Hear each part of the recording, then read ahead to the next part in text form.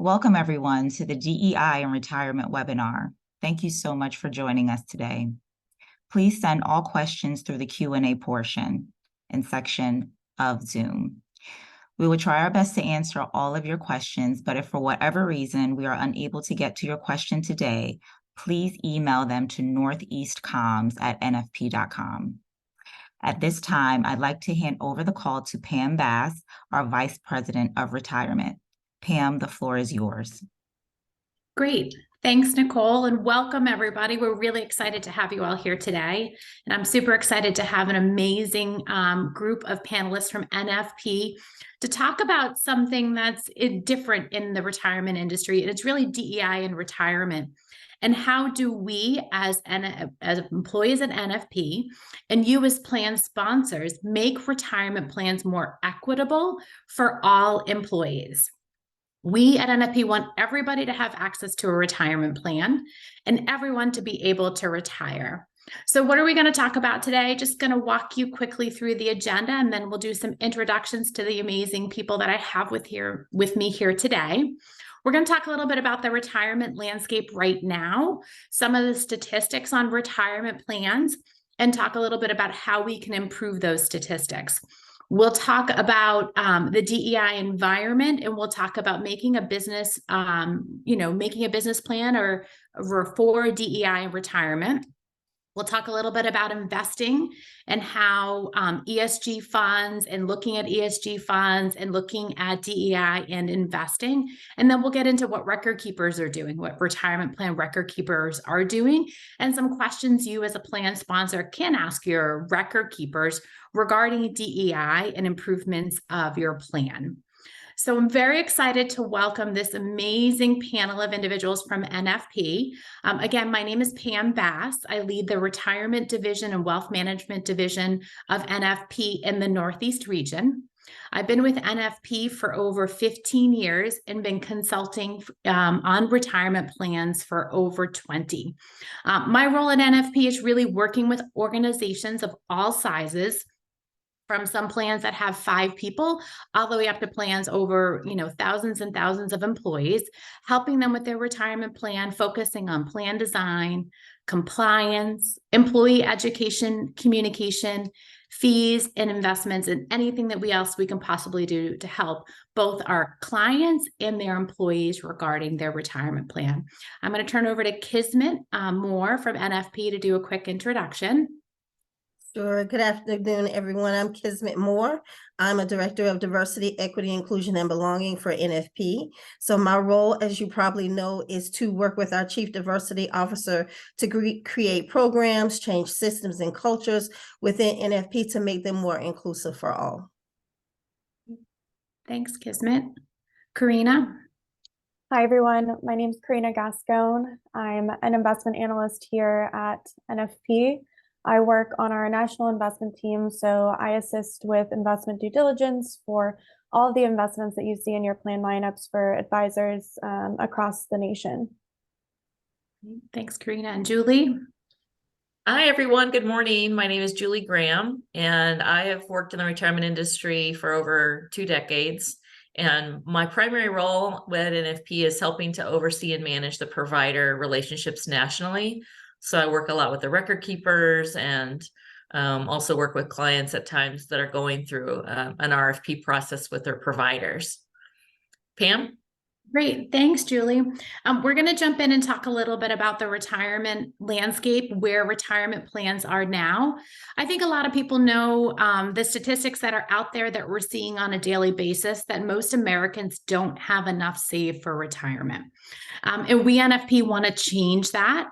And we want everybody to be able to retire in a timely manner and not outlive their money. And that's really our goal. And what we're really going to be talking about today is how to make that more equitable for all employees. Because the statistics in retirement and those that have money saved aren't great. And here's just one statistic. And this is just taking a look at a lot of data. This is data that we at NFP look at all the time. And this is some data that has been pretty consistent for as long as I've been in the industry. And this is data that we can easily get which is really looking at the male-female ratio, looking at male-female, what their balances are and their saving rates. And for as long as I've been in the industry, women have had a lower average account balance than males. We've talked a lot about in the industry about why. You know, we do know women make less than men, and that could be one of the reasons why. And we do know women sometimes can be the primary caregiver and might need to take time off from work. That can be another reason why. The downside of this, as most of us know, is women live longer. So because of that, women do need more invested in their retirement accounts so they don't outlive their money. One question I get all the time is kind of, you know, the why question. And I think everyone on this panel has gotten this why we do this. And these are some of the reasons why. Is because we want everyone to be able to retire. We want to change this and change these statistics so that everybody has the ability to save and to be able to retire on time. I do tell this one story a lot, so the individuals on the panel might have heard this before, but we meet with employees of organizations all the time. And one of my clients that was located in Boston, I met with one of their employees, and she came skipping up to me and she said, "I'm going to retire today." And I was so happy for her and so excited. She's like, "Today's my 65th birthday and I'm going to retire." And then she looked at me and says, "I'll take my check now." And I was like, "What?" She thought when she turned 65, the organization would hand her a check. And as I started to have a conversation with her, I learned that she didn't have anything saved. She didn't know what she needed to live. And she didn't know really where the money was going to come from once I told her she wasn't going to have a check. So this is my why, and this is why we're really here today, is we want to change those conversations, is we want all employees to be able to save for retirement and to be able to retire when we can. And some of these statistics, unfortunately, have been aren't great, and we're doing our best to kind of change them. As I said, we talk a lot about data, and there's a lot of data that we look at on a daily basis when working with our clients.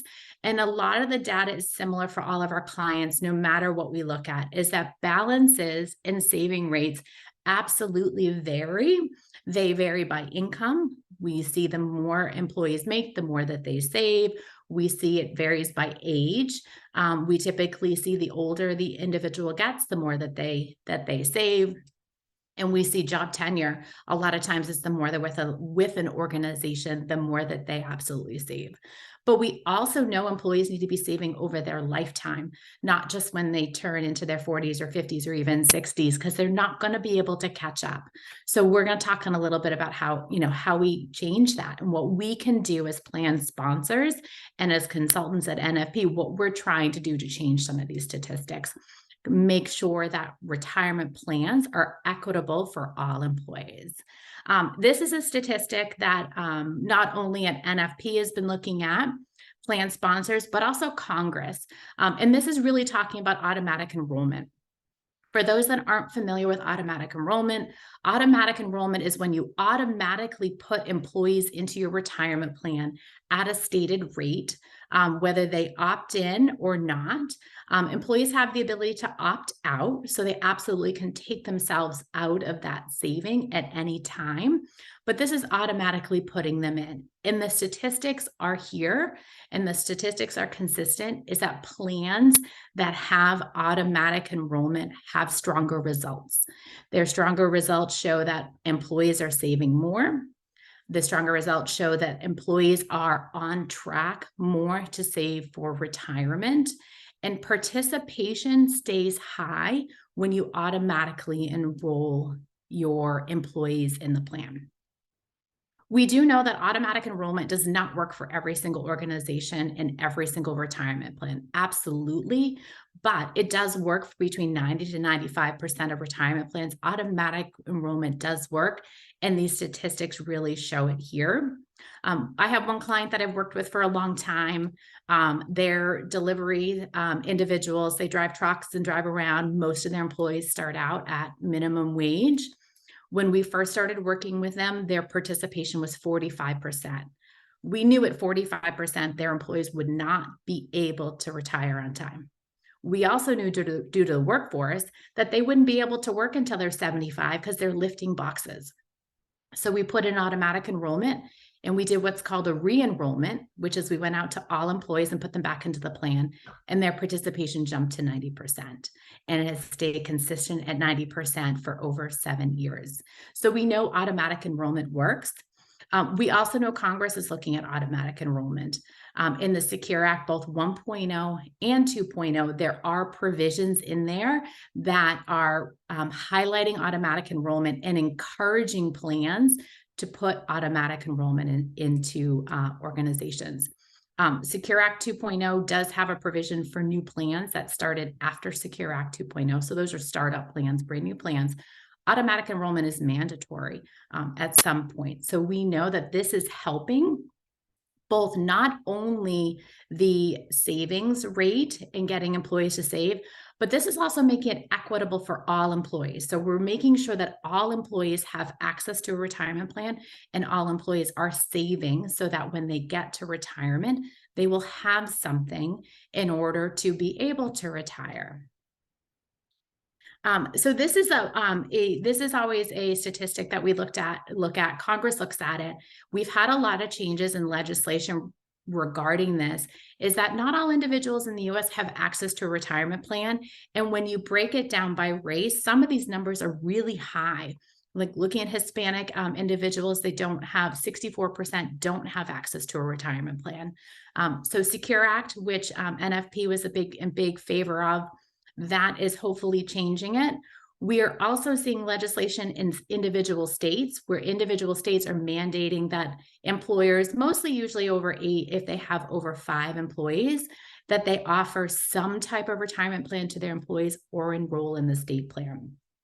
So this is another way the industry, and we are trying to make it more equitable for all employees so that everybody can have some type of retirement access and the ability to retire when they can. So this is just another statistic looking at, the industry is starting to look at this. And also academia is starting to look at this, and the US Census is starting to look at this, but there's definitely a disparity with race on who has access and who is saving. And really that's what we're trying to talk about today, is how can we make improvements both at NFP and also you as a plan sponsor to make the plans more equitable for all employees. So some things from a plan design standpoint that we can do. All of our clients have what's called a retirement plan committee, which governs the plan. Take a look at your retirement plan committee and take a look at the makeup of your retirement plan committee. Is there a voice from all of your employees on that retirement plan committee? And do your employees know who those individuals are that are making decisions on their retirement plan committee? And welcome comments, questions, so that we make sure all employees have representation on that retirement plan committee. Plan design, I know I've talked a lot about automatic enrollment, tying automatic increase to that as well. So once you initially automatically enroll somebody, increase that 1% a year to some type of maximum. That gets employees closer to that 12 to 15% of their salary that we want employees to be able to save. And we know that's hard for a lot of employees. We know a lot of employees are living paycheck to paycheck. But even getting them in at 1%, 2% and putting the company contribution onto the plan will help them get there, and will have them have something for them when they get to retirement. So most plans that have automatic enrollment have an auto increase.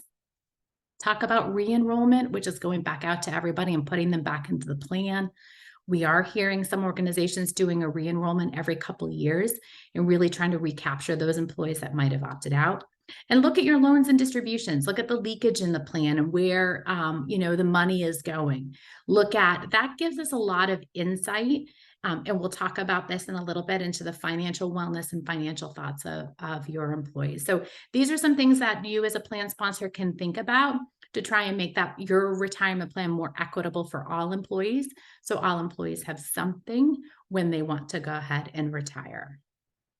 I'll turn it over to Kismet now to talk a little bit about the business case and a little bit about communication. Thank you, Pam. As Pam stated, she's given us a lot of statistics to think about. When we look at diversity, equity, and inclusion, oftentimes we have to state, what is the business case for including these principles into retirement planning and into the business itself. I'm just going to share a couple of major topics that I think you should be thinking about as you're trying to incorporate that business case and why DEI should be considered in retirement planning. First and foremost, equity and fairness. Our DEI principles ensure that retirement planning is fair and equitable for all employees. As Pam mentioned, there are some disparities that we have to address. But as you have a retirement plan committee, as you're looking at who's a part of that committee, you can make sure those voices are heard so you can determine what tools and resources need to be put in place to rectify those historical and systemic injustices that have been put in place in the past. Secondly, improve retirement incomes.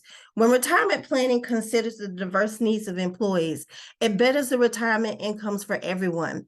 We've talked about gender. When it comes to women, they may be caregivers, so they may need more in retirement, in their retirement planning, or have some other factors that are included because they may have been out of work because of pregnancy. We have to think about race, age, socioeconomic status, and a couple that are not listed here, or we also have to think about our populations when it comes to disabilities, retirement planning for those who have children with disabilities or themselves. And we also have to think about our LGBTQ plus community as well. They've also suffered some disparities when it comes to healthcare practices. So their retirement planning may be a little bit different. And as we mentioned before, each individual achieving financial security and well-being in its retirement is our major goal here at NFP. Workforce engagement and productivity. When an organization commits to its employees' well-being, it fosters a positive workplace culture. The statistics that you've seen may say DEI, but with NFP, we include the B, and that's for belonging.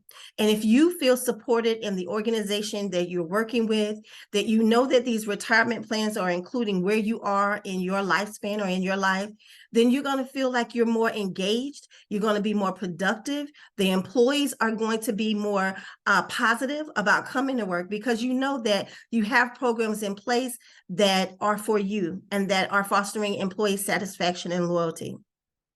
Legal and ethic responsibility. In many regions, there are requirements where DEI is looked at and ingrained into the retirement benefits. Failing to incorporate those principles could result in fines or things of that nature, and organizations must comply with the anti-discrimination laws and demonstrate their commitment to equal opportunity for all employees. Next slide, Pam. Attracting and retaining talent. What we are finding in the DEIB space is that our millennials are coming in asking questions. They want to know early, what are we doing around their plans, their wellness plans, their retirement plans, their benefit plans, and they want to make sure that what we are offering is competitive in the job market. So having plans in place that focus on DEI, focus on diverse backgrounds, are helping to attract and retain talent. Long-term financial sustainability. We've talked about ESG. Retirement planning is a part of that sustainability. When a diverse and inclusive workforce is better equipped to the market that is changing, having that long-term financial sustainability is very important to employees with diverse backgrounds. You have employees who are taking care of their parents. You have employees who are, as I mentioned before, have children with disabilities, and retirement planning and all of that and having that available to them helps with that long-term financial sustainability of the workforce as well as the company. Social responsibility and reputation. Organizations prioritize the DEIB retirement planning. They demonstrate that social responsibility. We know ESG is the buzzword. It's what companies are focusing on right now. So that commitment enhances the reputation of you as an organization, as well as show that you are responsible corporate citizens, I should say. And last but not least, addressing the change in demographics. Census statistics right now state that by 2030, the demographics of the U.S. will change. What we've seen in the past as far as demographics, when it comes to diverse backgrounds, some of those backgrounds will be the majority versus the minority. So if we are keeping up with the change in demographics, we have to make sure that we're keeping up with that in the needs of retirement planning as well. One of the other things that you can do as you're incorporating DEI, you're thinking about the statistics that Pam has shared and thinking about overall, how do we focus on our retirement and focus on our employees, is look at your communication. This is a piece that is sometimes missed as we're looking at DEI and incorporating these things into your planning and with even your benefit plans. Get to know your employees and the unique combination of cultural and personal identities that reflect who they are.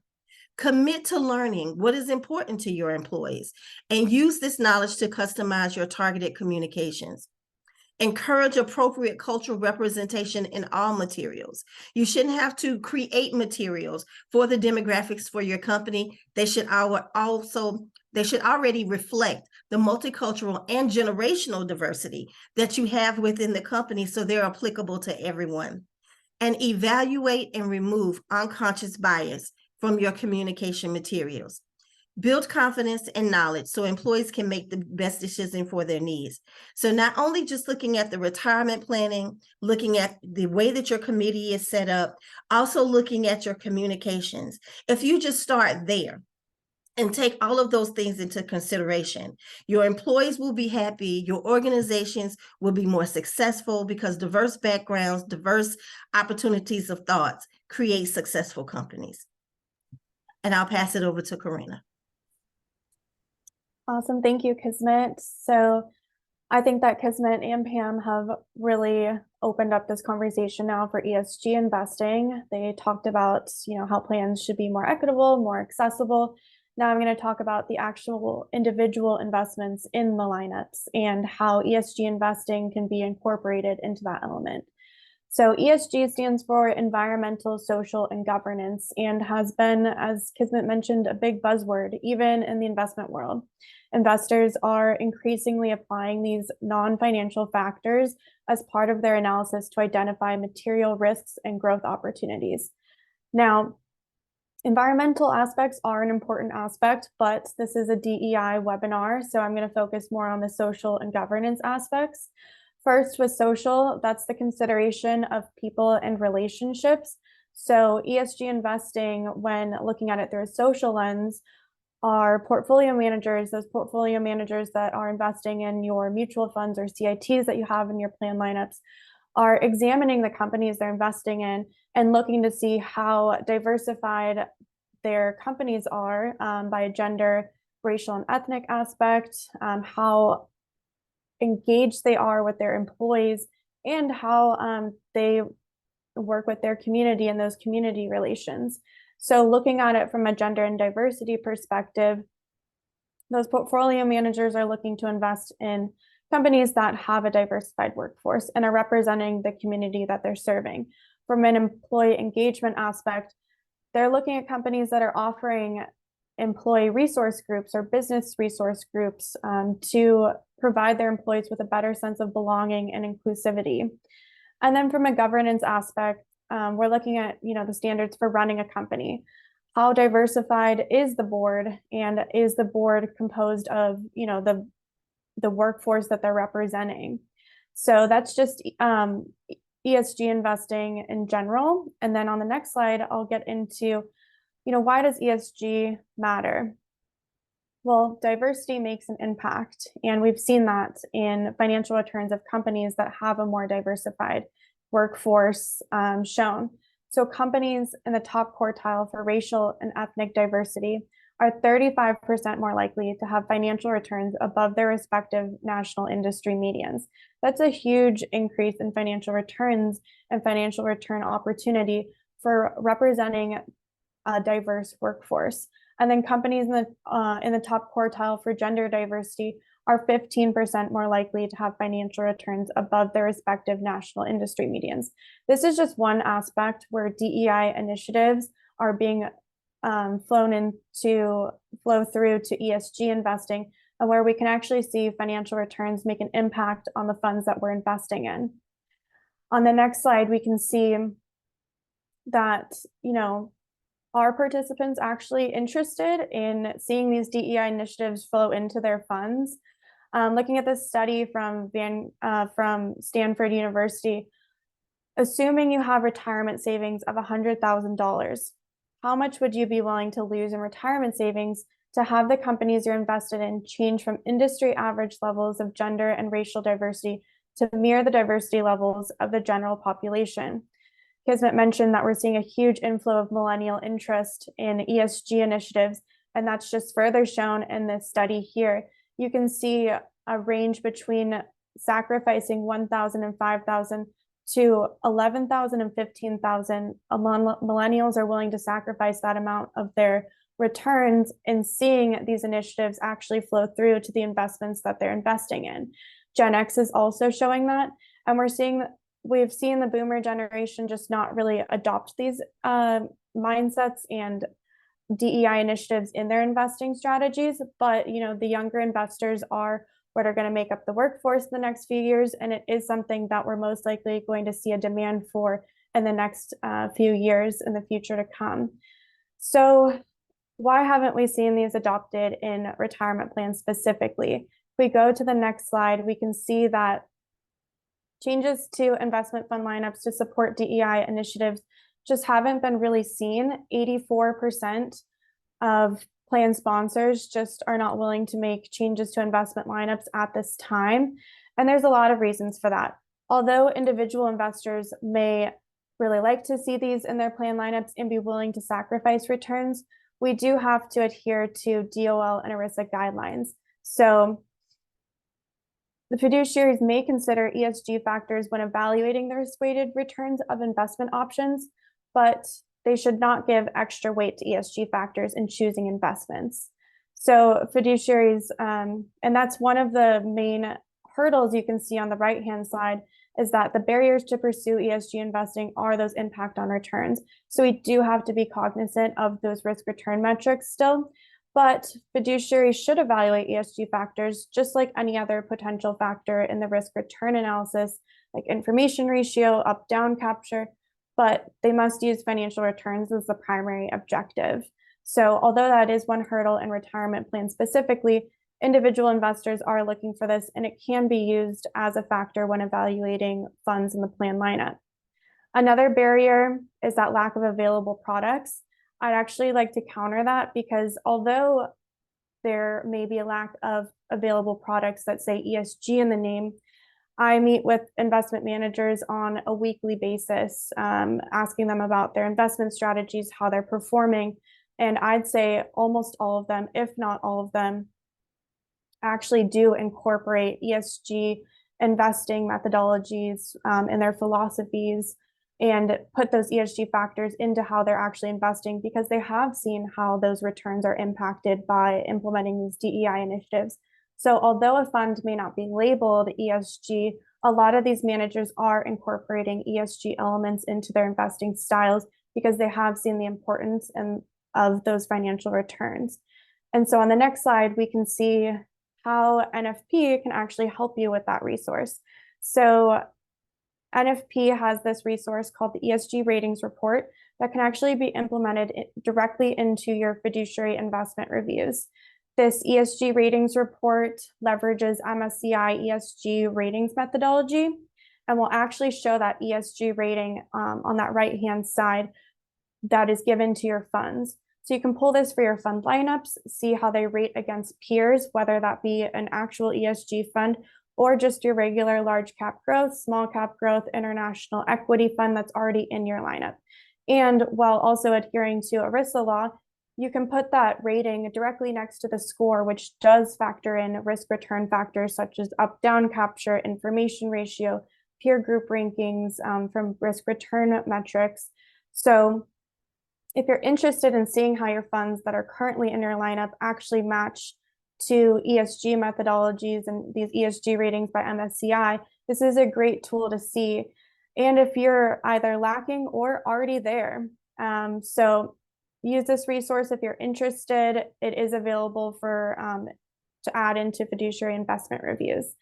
And then I just want to end by pushing that on the next slide, that ESG is a huge initiative over the past 5 years, asset owners have seen that ESG has become more material. And I do think that we've seen that in how not only the availability of more ESG funds are out there, but also the amount of investment managers that are incorporating ESG factors and methodology into their investment style and actually screening out funds that don't pass these ESG factors. So I do think it's going to be an important thing and something that will be discussed a lot more in the future. But from a retirement lens, we're not fully there in being able to recommend ESG solely based on ESG factors. And with that, I'll pass it back to Pam. Thanks, Karina. Lots of great information on ESG and what's out there in the marketplace. Appreciate that. When talking about retirement, it's really hard just to focus on retirement without talking a little bit about financial wellness and the overall financial wellness of your employees and the impact that financial wellness can have on organizations and just overall on your employees. A lot of the statistics out there state that 50% of working Americans do not have the ability to pay for a $1,000 bill if it comes up. So really, when we look at this and we look at the impact that this could have on your employees, we do know when looking at employees, whether it's based on age, race, their gender, their overall kind of financial wellness and their financial stability definitely varies. So as an organization and an NFP, we're talking about like, how can we improve that? How can we provide equal access to employees so that they have somewhere to go? We know financial issues and concerns are very stressful for employees, and a lot of employees don't know where to go. They don't know the questions to ask. So incorporating a financial wellness platform into your benefits program can absolutely help. And that employees are a lot of times looking to their employer to help them with this solution. So this is really just talking about, the financial wellness journey is very different based on your employee, based on their background, based on their income, and really everybody has their own needs and own concerns. So offering a financial wellness platform to everybody is creating equal access and also being able to help. And also to make sure your financial wellness platform has the ability to tailor the conversations and tailor the recommendations to that individual based on, their individual backgrounds and their individual needs. We're seeing, every single day that Americans are struggling financially, and offering a financial wellness is just opening up access so everybody has that availability. And everyone knows that there is someone there to help them when they get into those stressful situations. So financial wellness absolutely ties into DEI. And also we want to make sure that everybody has that equal access and also being able to tailor the conversations based on their needs. Because we know when you get into financial wellness, one size does not fit all. A lot of employees, when they walk in and speak to a financial advisor, they want to know that they can relate to their issues and concerns and they can help them. So when looking at a financial wellness program, you absolutely want to look at the ability for that program and that individual to be able to have many different conversations and to be able to relate with your employees and to be able to provide the advice and the help and the guidance regarding whatever financial situation they're in or struggling with. So financial wellness absolutely ties into DEI, ties into overall wellness of your employees. And by offering a program, creates equal access to all employees. And it also can help relieve a lot of stress that employees are dealing with regarding financial concerns. I'm going to turn it over to Julie now to talk about DEI and retirement provider initiatives. Great. Thank you, Pam. It's been interesting to see the evolution with the record keepers, administrators of retirement plans. So some of you may have seen some of these changes, but I just want to speak briefly to what we're seeing with provider product. And then also I'll talk a little bit about what questions would be important to ask. So if you're doing an RFP for your provider, or you're just doing even a benchmarking, you have an idea of what you should be asking about.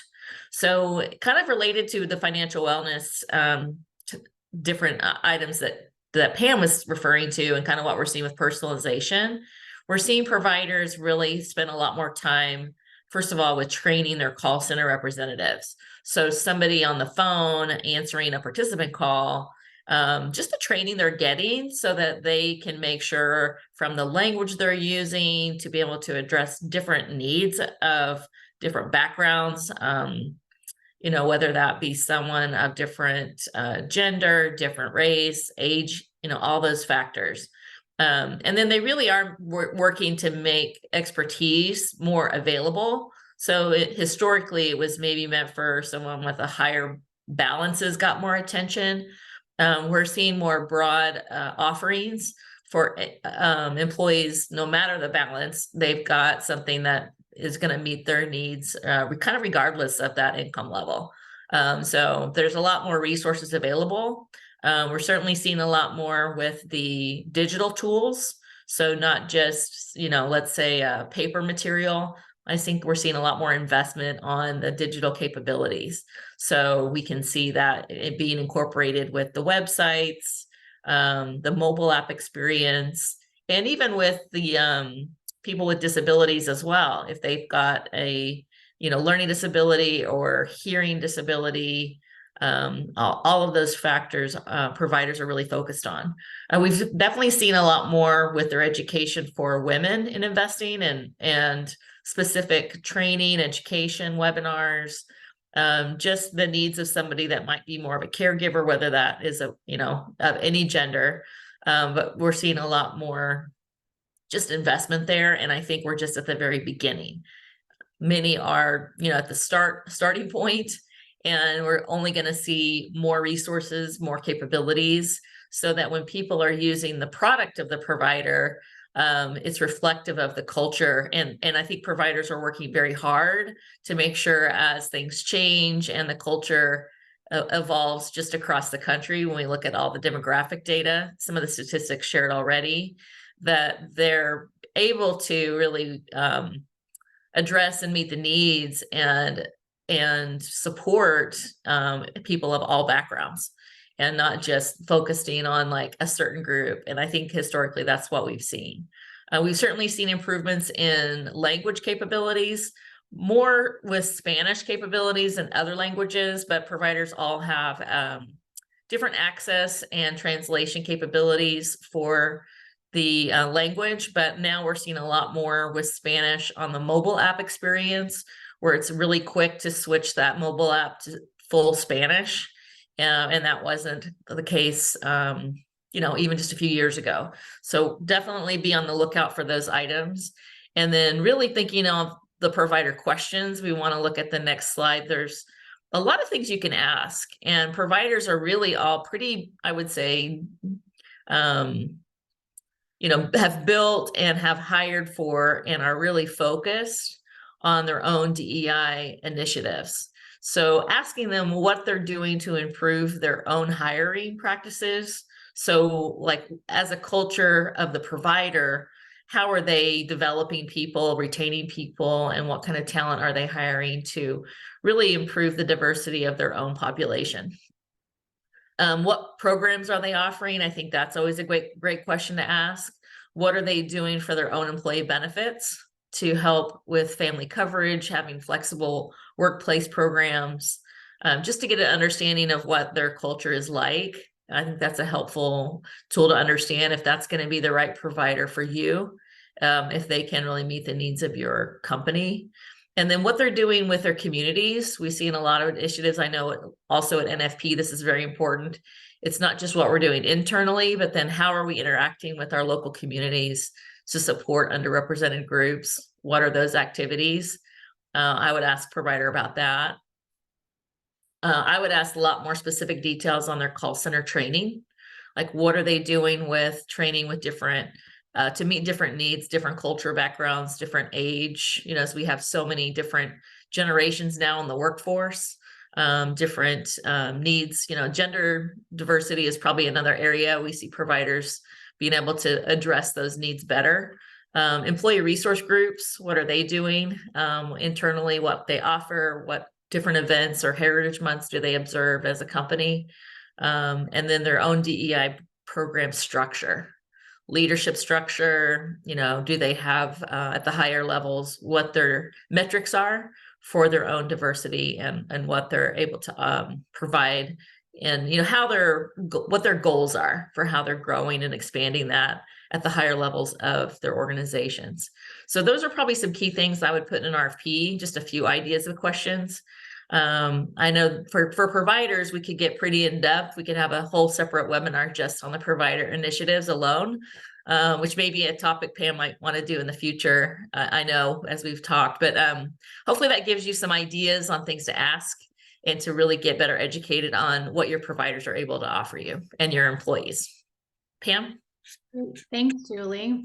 We've covered a lot today and a lot of great topics and a lot of great ideas for you as a plan sponsor to think about to improve the DEI in your retirement plan.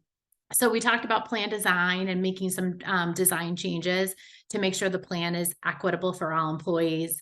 We talked about changing your retirement plan committee to make sure there's representation from all of your employees. We talked about making a business case internally. Kismet had a lot of great ideas on discussions that you can have as an organization regarding DEI in retirement. Karina had a lot of helpful and great information on environmental social governance funds, and as a committee looking at that for potential adding to your retirement plan. We talked about employee resource groups and how employee resource groups can help, and you can learn from your employees that way. We also talked about talking to your record keeper and what they're doing and making sure that it's matching up the needs for your employees, and also looking at potentially a financial wellness program so that you can help your employees. So we've covered a lot today. I will say that in NFP, our biggest thing is that we're here to help. We want to help you as a plan sponsor. We want to help your employees. So we are here, and you can reach out to us anytime if you have any questions or concerns.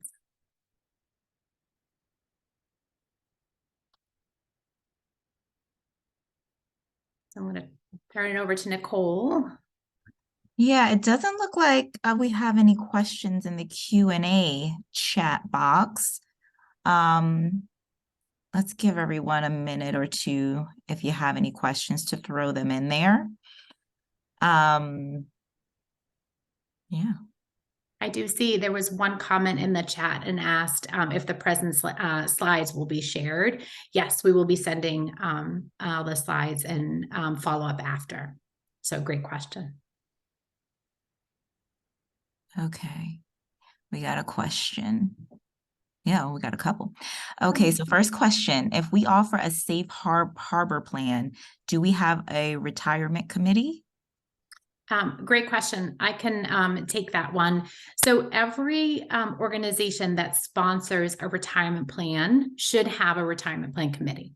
And the retirement plan committee should govern and make all decisions regarding the retirement plan. The retirement committee should meet on a regular basis to review the plan, whether you're reviewing the plan statistics, whether you're reviewing the fees, the investments. That retirement plan committee will make all decisions regarding that plan. It's also great as an organization to market out to your employees that you do have a retirement plan committee, that all the decisions are being made by this committee, and any questions or concerns can be addressed and brought to one of the committee members. And then the committee can chat about it and make a recommendation. So we feel it's your, as a plan sponsor and having fiduciary responsibility regarding your plan, that every client should have a retirement plan committee, whether you're a safe harbor plan, whether you're a 401k plan, 403b plan, defined benefit, you should have a retirement plan committee. Awesome, thanks, Pam. Okay, and our next question, can NYC employers do auto enroll? Yes, we do have plans in New York City that do have automatic enrollment. Okay, those were our questions.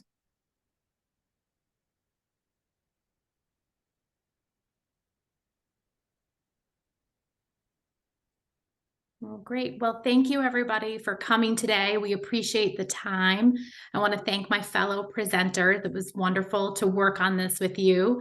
As I said before, if anybody does have any questions, Nicole gave out the email address. She will get that to us, or if reach out to any of us if you have any questions. We're always here to help. You as a plan sponsor, any questions that you or maybe your employees might have. So thank you again for attending, and let us know if we can help in any way. Great. Thank you to the panelists for sharing your valuable time and expertise with us today. That concludes the webinar. Thank you to everyone for joining, and have a great day.